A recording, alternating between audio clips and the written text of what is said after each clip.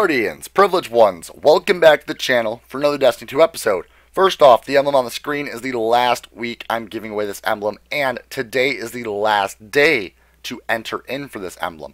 If you want to enter, all you gotta do is be subscribed, show your support, and hit that like button, and leave a comment down below in the comment section on what your favorite weapon showcased in this video is today.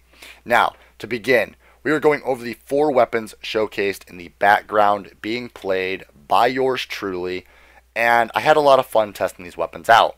There's a couple weapons that are really bad, and there's one in particular that I absolutely loved beyond any other weapon I've ever used in this archetype.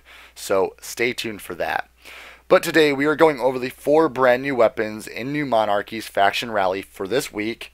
And we already went over Dead Orbit, so if you want to go and check out that video, it was the previous video we already uploaded. If you already watched it, thank you for stopping by the channel and watching that video. We've also got a farming method on how to farm up faction tokens really quickly and effectively, so you can acquire these weapons for yourself in this video. It's going to be linked down below in the description. Now let's start off with the first weapon, which is going to be the Scout Rifle Good Counsel 9. The Scout Rifle is going to be a high impact frame, meaning it's going to have a low fire rate. SD Thermal Scope and LC Range Scope for your choosing, armor piercing rounds, tactical magazine, and hip fire. Now I highly recommend running that hip fire along with tactical mag and SD Thermal Scope, and again, it is a high impact frame with a low fire rate, meaning inside the PvP you will get outshot by a lot of pulse rifles and a lot of scout rifles like the Mida Multi-Tool. So I highly recommend against using it in the Crucible, but I did find it did a lot of damage inside of PvE. Running it inside of the normal raid, inside of the patrols, inside of the nightfalls, I tested it out all over the place and it felt pretty good. Alongside that, as long as you're running the tactical mag and the hip fire and the SD Thermal Scope, it feels very comfortable to use as well. So again, it felt a lot better than the Dead Orbit Scout Rifles, and again, if you want to check out that video, link in the description. It was horrible. Dead Orbit Scout Rifles are horrible considering the Good Counsel from New Monarchy. Moving on to the next weapon from New Monarchy is going to be the Sidearm Interregnum, which is going to be the Interregnum 16. Hopefully I pronounced that correctly. Leave a comment down below if I didn't. Now, it's going to have a Suros rapid fire frame, and that means that I absolutely hate it, because the Suros sidearm, it is going to be really bad. Now, Suros sidearms are going to have a low damage output, but a really fast fire rate, which makes the recoil horrible. And if you can stabilize the recoil, it still doesn't dish out enough damage to really kill anyone in the Crucible, and for that matter, do anything inside of PvE. Now, it's going to have the perks be the Tactic, which is going to be the Tactic Scope, the SAS Scope, Target SAS Scope, and the Quick Dot SAS Scope, Accurized rounds or high caliber rounds, and Snapshot sights. I highly recommend running that Snapshot sights with the Accurized rounds and the Quick Dot SAS, which makes the sidearm a little bit more controllable and a little bit more, I would say, fun to use. But again, it's a Suros sidearm, so it's not going to be fun to use. The third weapon on our list is the hand cannon known as the Older Sister 3 with an adaptive frame. It's got Hitmark HCS, steady hand, and crossfire scopes. It's got the alloy magazine, armor piercing rounds, and ambitious assassin.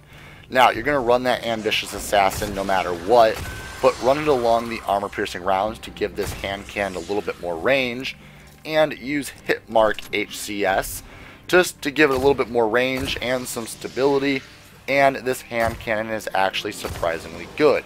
I used it in the Crucible for a little bit, and surprisingly went, I believe, 20-3.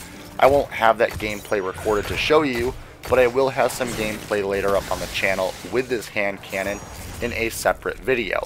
Alongside that, I tested out the range inside of the EDZ against a Vandal standing on top of a crate, and to my surprise, it hit for 30 points away from the distance I was standing, And yes, the ghost bullets did pop up occasionally, but I'm surprised it hit for 30 points from the distance I was standing. It's actually a surprisingly decent hand cannon, and if you want to use a hand cannon that is good, this is an easy one to acquire with the farming method I linked down below. Last, but definitely not least, is the sniper rifle Maxim 11. With the adaptive frame, the SSO-05 sniper scope, 07 and 08 sniper scopes, I highly recommend running the 08 sniper scope with flared mag well or alloy mag, and with the snapshot sights. Snapshot sights with the adaptive frame and the scope that I've chose allows for a very stable sniper rifle, really good handling, and a very low zoom, allowing you to aim in on targets quick and effectively, knowing exactly where you're going to aim right when you press the aim function on your controller or keyboard if you're playing on PC. And believe me, it's the best sniper I've used inside of Destiny 2 so far, and I used to love sniping back in Destiny 1, but I never could find a sniper rifle in Destiny 2 that I really enjoyed, other than a occasional green and blue that I would attain. But who wants to use green and blue sniper rifles? Come on, where are the legendary sniper rifles that actually feel good? Well, this one holds 4 rounds in the magazine and is an absolute beast in the crucible. I was able to aim in on people's heads no problem, and I was also able to no-scope some people if they were right up in front of me. And that's the kind of sniper rifle you want inside of a first-person shooter competitive game. So, if you want to acquire a sniper rifle like this, it's pretty easy. Check the link down in the description. Really quick, Guardians, before we end the video, I want you all to know that if you enjoyed it, please leave a like on the video. It helps the videos out tremendously.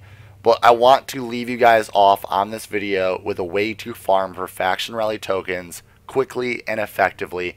That way you can farm for the weapons you found in this video to be a little bit of interest.